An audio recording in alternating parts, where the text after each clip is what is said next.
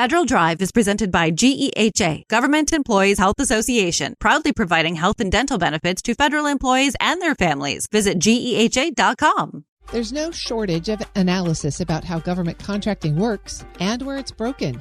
What's harder to pin down is who actually has the leverage to change it. The Baroni Center at George Mason University is trying to move from research to influence, and Executive Director Mike Derrios says that only works if you're plugged in directly to how the system really operates. Mike, it's great to have you on the show. Thanks for joining me. It's great to be here, Terry. Thanks. You have been in your position as the Executive Director of the Baroni Center for Government Contracting at George Mason University for just about 6 months now. It's been a busy time in federal contracting. What were you expecting when you took the job? Well, it's a great question. There's been a flurry of activity, obviously, in federal acquisition. So we've had no shortage of topics to pay attention to. I expected that the pace last year would continue. Federal acquisition should always be something that every administration is highly focused on, and this one is, of course. It's been a lot to get our arms around. A lot of executive orders still coming out. A lot of things to put a lens on. But all in all, it's been a great first 6 months. Well, you had no shortage of things to respond to. What would you say are the biggest changes that have been on the plate? So we've been paying attention to the fixed priced executive order, paying attention to a lot of things that are coming out in terms of tech, AI. But also paying attention to things that the center was already focusing on and putting a lens on. We've got some really good research coming out on speed to contract. We've done some things on OTAs this year. Rich Butel, one of our senior fellows, is doing a really good project right now on value-added resellers. So these are some of the topics that we think are important to discuss. Some of those are connected to things that are coming out of the administration in terms of executive orders and things like that to pay attention to. But we're also examining putting a lens on the world of work outside of just what's coming from the White House. When you think about the federal acquisition space, where are you seeing these changes show up most clearly or maybe most urgently? Is it in the government workforce? Is it in industry? Is it in the supporting ecosystem? Who's having the biggest trouble adapting? I'm going to have to say both, Terry, to be honest with you. And that's one of the things I'm trying to bring to the center is that practitioner's lens, if you will. We really want to focus on thinking about these policy issues from both sides of the house. And frankly, I'd say all three sides of the house. What I mean is industry's perspective on how to implement the policies that are coming out, government's perspective, and then also perspective of the policymakers themselves and the oversight bodies. Let's turn to the Baroni Center specifically. You've just come out with a new strategic plan. There's a lot in there that I want to discuss, but let's start with the vision statement at the very top of the document. It envisions that you are bridging stakeholder interests. So I want to start there. Who do you consider your stakeholders and what are their interests? I'd say all three of the folks that I just listed, actually, those groups that I just listed. We really want to appeal to government practitioners, understand what they're thinking about in terms of what's coming out in terms of acquisition innovation, but also they're thinking about things that are not necessarily tied to White House activity. So we want to explore what best practices they're looking to employ. How are they reacting to the changes that are coming out in the landscape? Industry as well. There's so much that industry is trying to contend with right now. Small businesses are thinking about how to navigate the space differently. Companies are thinking about how they grow and go to market differently in this landscape. Contract consolidation is something that people are really trying to adapt to and figure out what capture and business development means these days. And then one of the things that sets us, I think, apart from other great organizations that put a lens on this world is that we're neutral. As an academic organization, our responsibility is to be neutral in terms of how we look at all of this. And so we're very interested in what the administration is thinking, and when they're developing something, we're trying to understand, well, unpack that and understand, well, what were they thinking when they wrote something into policy, and how can we articulate that in a way that would be useful for both industry and government. Mike Derrios is the Executive Director of the Greg and Camille Baroni Center for Government Contracting at George Mason University. Mike, I want to come back to the fact that you are an academic organization. When you think of contracting, it is a very practitioner-focused space. You mentioned some research up at the beginning, but what kind of academic research really fits in this space? What are you trying to inform the community about?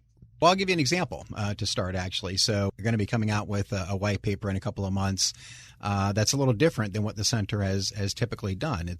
It's taking strategic management principles and applying that to the GovCon sector and really challenging companies specifically to rethink their operating models in this space. So all the things I just talked about, how are you reading the signals differently in terms of what's going on with appropriations?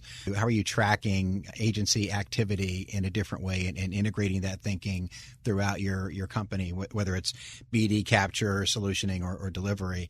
So that's just one example where we're bringing an academic perspective into GovCon, I think, in ways that maybe other organizations don't. One of the challenges with academic research can be the speed or lack of speed with which it is done, especially in the world of contracting, which is changing so quickly right now. How do you balance responsiveness and academic rigor? Yeah, it's a good question. We want to fill the void. We don't want to let long periods of time go before you hear from the Baroni Center. But the balance there is that you want to take the time to do the research right. And if you look at any of the work that the center has done over the years, it's outstanding. But it takes time to do that. Our senior fellows are really digging in and going deep when they do research. Some of that could be a 2 or 3 month stint. Some of that could be upwards of 6 months or more. So it's a balancing act. And I think we trade off with filling that void by doing just, regular thought leadership articles and letting folks know what we think about things in terms of commentary. And not everything has to be a deep research project. The strategic plan also pulls out your convening platform to complement the academic research. Talk to me about what you envision there. Yeah, we're a small organization, but we've got big dreams. I'd like to see the center move into flagship events, something that everyone can anticipate happening on an annual basis. That I don't necessarily, so don't hold me to this name. You heard it here first. But the Baroni Forum, right? I mean that could be something where on an annual basis, at a particular time of the year, people anticipate, Mason's going to do this, and I want to be a part of that and sign up for it. So we really want to move into that space where we brand some things that are kind of staples of the community, but it also means us driving strategic partnerships and getting engaged with other organizations that are doing great work as well. I'm a big believer personally that a rising tide lifts all boats, and so let's partner with organizations that are in the space and see how we can amplify the message together. How do you partner with the acquisition units inside DoD, for example? Yeah, that's a space that we want to get into. Getting government folks to chat these days has been a little challenging, but actually do have some meetings set up. I think I'm meeting with DCSA next week, if I'm not mistaken. So yeah, we're making some inroads. We definitely want to hear from the government folks in the DIB with everything that's going on right now.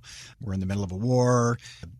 Munitions are being stretched. There's a lot to talk about. Plus, there's Golden Dome. I mean, there's so many things that are happening in the defense space that we're hoping that we can get people comfortable to chat with us about so that we can learn.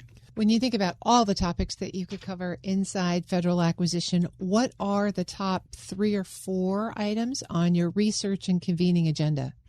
Yeah, so I mentioned the Speed to Contract. That's coming out. Stephanie Halcrow is one of our senior fellows. She's doing a webinar later this month, and the paper will be following shortly thereafter. There's a lot of focus, both on the defense side and the civil agency side, about getting capabilities rolled out quicker.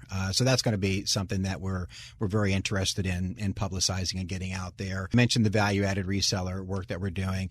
We're not just going to roll a paper out. We're also hoping to do workshops with companies and government folks as well. Bring them in to think about, based on some of the frameworks that you'll read about in the paper, how can we extract greater value out of the VAR community. I also want to continue to put a lens on OTAs. I think that that's important and also somewhat misunderstood. A lot of people are rushing to this notion of, hey, let's just use an OTA for that. And the first thing I ask people is, well, does that agency have OTA authority? So I think there's still a little demystifying that needs to happen there around OTAs. Very interested also in understanding what the changing definition of innovation really means. So we're talking a lot about innovation. We're hoping to really peel back the layers of the onion on that a little bit and understand. Okay, so at the heart of it, what is the administration hoping to accomplish when it comes to innovation? Those are some things that are top of mind. Just a few little rocks out there to research. One of the challenges of leading an organization like this is not necessarily keeping your own people busy, but trying to figure out if you are actually having an impact. Mm-hmm. So what will you be watching over the next 12 to 24 months to give yourself and your board a sense that the Baroni Center really is having an impact on the GovCon community? That's a great question as well. Yeah, we've got some KPIs that we're focusing on and building out. You know, some of it is just the social media presence. We rolled out a micro newsletter at the end of last month, and we've got almost 700 folks that have subscribed to that. So that's a good indicator, I think, that people are paying attention and interested in what we have to say. But there'll be other things that we measure as well. Just, you know, when we start doing more events, how many people are showing up. Our webinars have been pretty well attended in the last couple of months. We've also added 1,200 new people to our distribution list as a result of those registrations. So far so good. But I think it's a lot more of that. Really, just and frankly, just rolling out some good old fashioned surveys. Just, you know, when people participate in the events, what'd you think about it? What could we do differently? So if people who are listening want to be in the know, where do they find out more? I'd say reach out to us. It's govcon@gmu.edu, if I'm not mistaken. Charlie will correct me on that when I get back if I have the email address incorrect. But they can always just reach out to me directly, mderrios@gmu.edu. Mike Derrios is the Executive Director of the Greg and Camille Baroni Center for Government Contracting at George Mason University. Thanks for joining me today. Thanks so much for having me, Terry. We'll post this interview at federalnewsnetwork.com/Federal Drive. Subscribe to the Federal Drive wherever you get your podcasts.